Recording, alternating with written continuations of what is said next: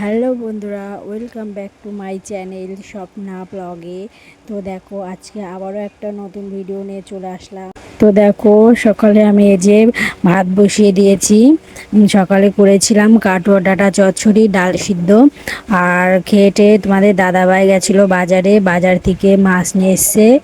এই যে এদিকে আমি মাছটা ভাজি, আর অন্যদিকে বাবু দেখো ওর দাদুর সাথে খেলা করছে।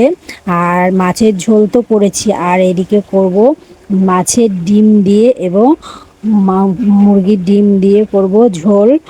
এটা অনেক দিনের ইচ্ছা ছিল খাবো, তাই আজকে সেই ইচ্ছাটা পূরণ করছি।